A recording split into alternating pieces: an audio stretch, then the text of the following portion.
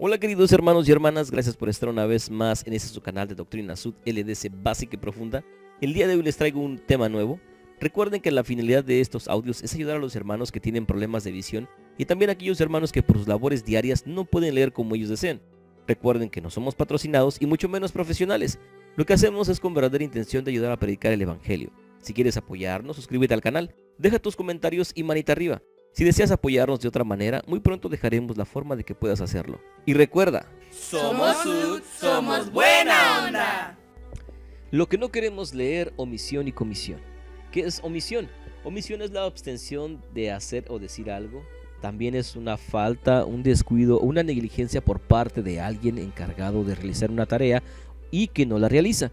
Procede del latín omitio onis. Se pueden considerar como sinónimos de omisión palabras como olvido, falta, distracción, supresión, descuido y negligencia. Y bueno, ¿qué es comisión? De latín comitio, comisión es un término con varios usos y significados. Puede tratarse de la acción de cometer, o sea, incurrir en una falta o culpa, ceder funciones a otra persona. En otras palabras, recibir el pago por nuestras acciones. Eso es lo que significa comisión.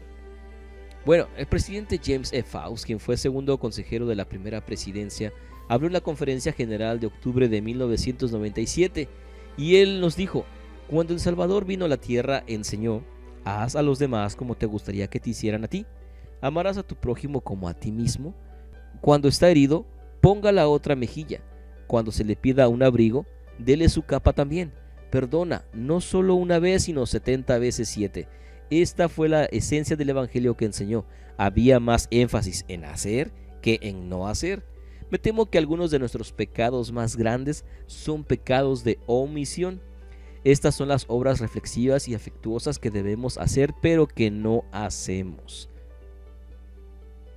Él continúa platicando una pequeña historia. Dice: cuando era un niño pequeño en la granja durante el calor abrasador del verano, recuerdo a mi abuela Mary Phillinson cocinando nuestras deliciosas comidas en una estufa de leña caliente.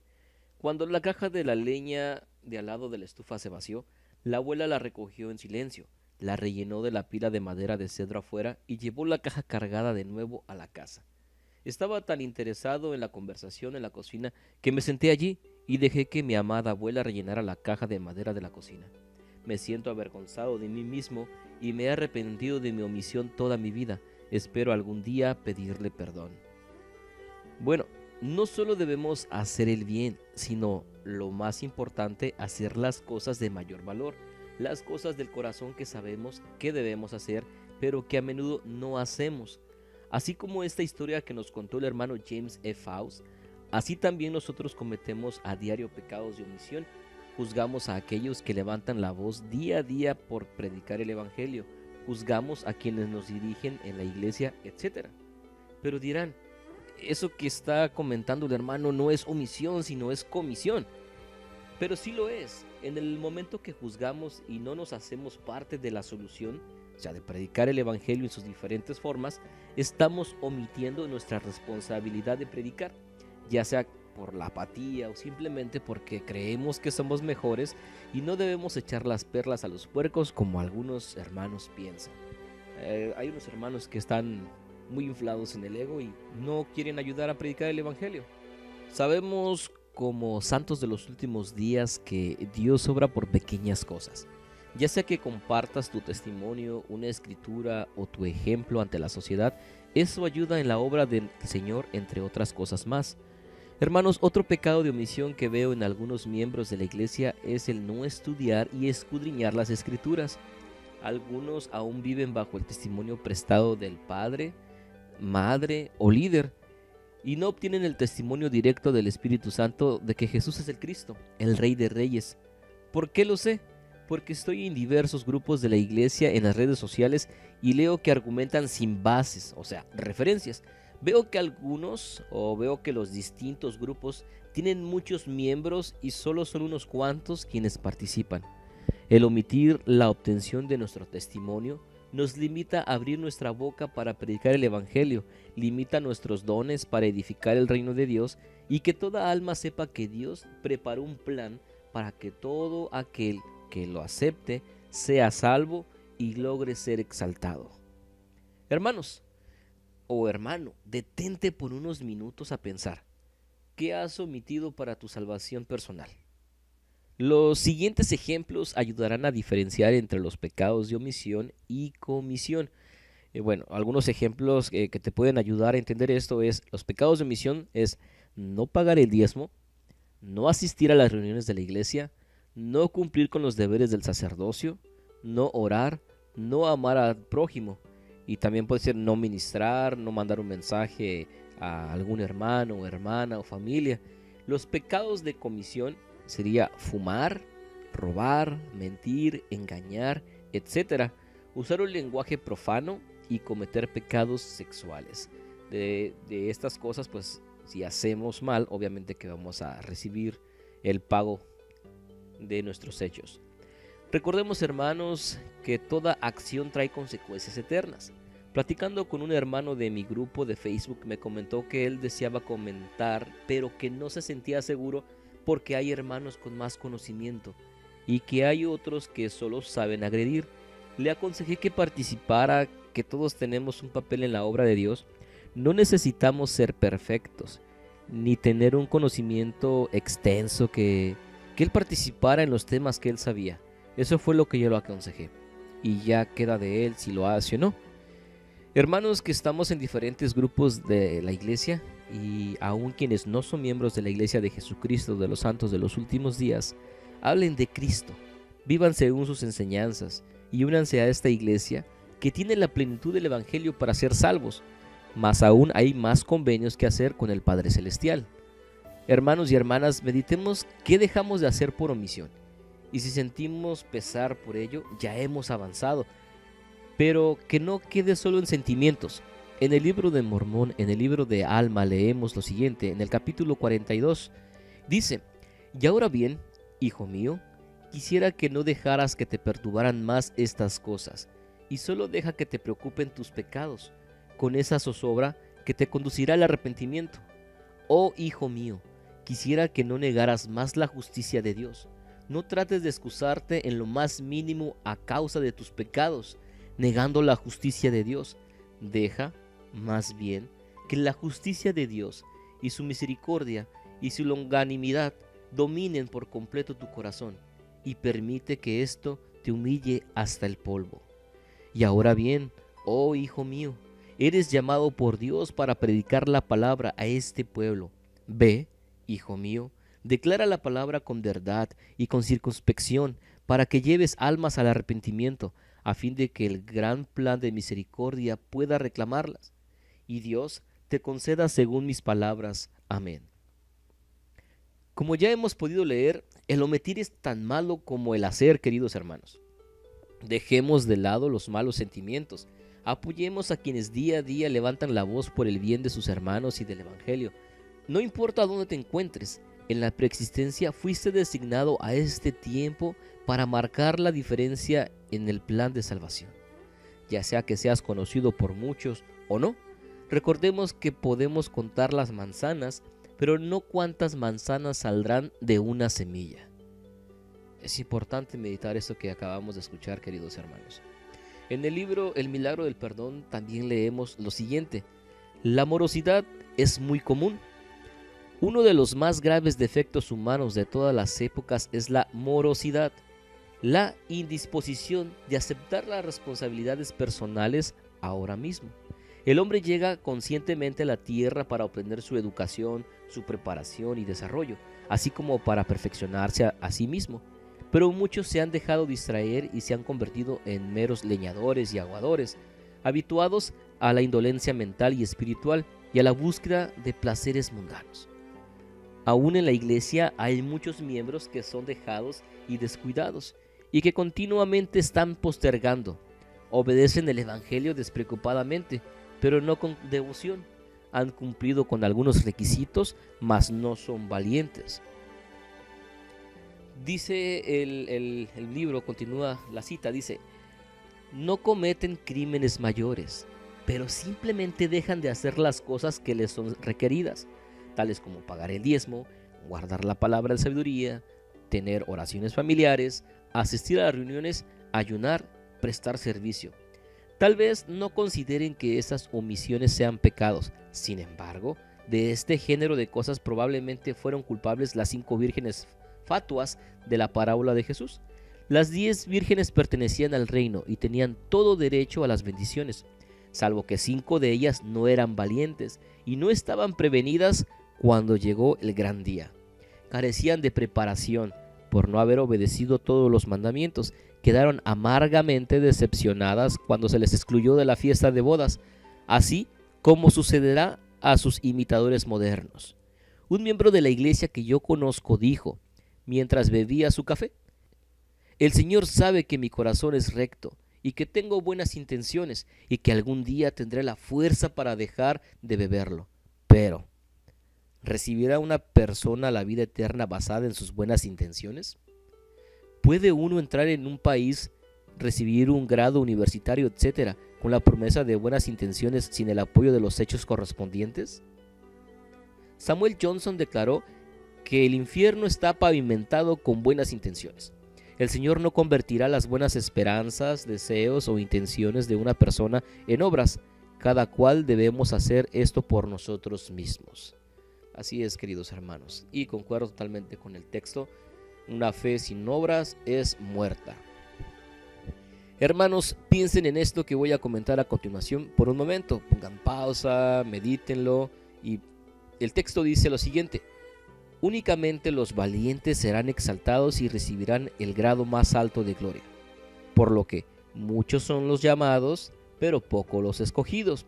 Como el Salvador lo declaró: estrecha es la puerta y angosto el camino que lleva a la vida, y pocos son los que la hallan.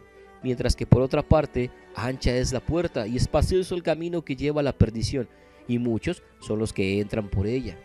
Es cierto que muchos santos de los últimos días, después de haber sido bautizados y confirmados miembros de la iglesia, y algunos que aún recibieron sus investiduras y se casaron y sellaron en el santo templo, han considerado que con esto les está garantizada las bendiciones de la exaltación y la vida eterna. Pero no es así. Hay 2 requisitos básicos que toda alma debe cumplir, o no puede lograr las grandes bendiciones ofrecidas. Debe recibir las ordenanzas y debe ser fiel, dominando sus debilidades. Por tanto, no todos los que dicen ser santos de los últimos días recibirán la exaltación. Sin embargo, para aquellos santos de los últimos días que son valientes, que cumplen los requisitos fiel y cabalmente, las promesas son tan gloriosas que no pueden describirse. Entonces serán dioses, porque no tienen fin. Por consiguiente, existirán de eternidad en eternidad, porque continúan, entonces estarán sobre todo. Porque todas las cosas les son sujetas, entonces serán dioses, porque tienen todo poder y los ángeles les están sujetos. En esta parte, queridos hermanos y hermanas, voy a hacer la siguiente pregunta y meditemos en ella. ¿Eres tú de los llamados o eres de los escogidos? Hay que meditar esta gran pregunta. Si te consideras de los escogidos, es momento de accionar. Si no sabes aún si eres llamado o escogido, solo basta con ser buena persona en el mundo para ser salvo en un grado menor de gloria. Les platico algo personal, hermanos y hermanas. Desde que recibí mi bendición patriarcal a la edad de 13 años, leí en ella que yo iría al extranjero a predicar, que mis palabras cruzarían las fronteras, pero cuando llegué a la edad de servir una misión, serví aquí en mi país, México, en el estado de Chiapas. En aquel entonces abarcaba los estados de Chiapas, Tabasco, Ciudad del Carmen, Campeche y parte de Oaxaca. Me desilusioné. Por mi mente pasaron muchas cosas, pero pasado un tiempo de dificultades retomé mi camino. Leí nuevamente mi bendición patriarcal y entendí que yo debo hacer que las cosas pasen. Hoy mis palabras han cruzado fronteras, las han leído y escuchado. He podido compartir mi testimonio en otros idiomas, etc.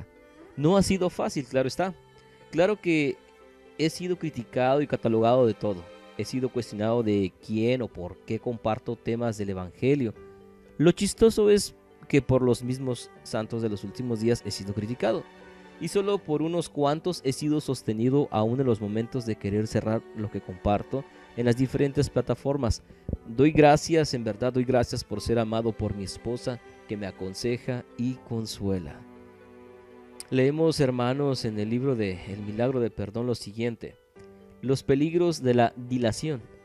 Por motivo de que los hombres tienden a postergar tareas y menospreciar instrucciones, el Señor repetidamente ha dado mandatos estrictos y expedido amonestaciones solemnes, una vez tras otra, en frases diversas y a lo largo de los siglos.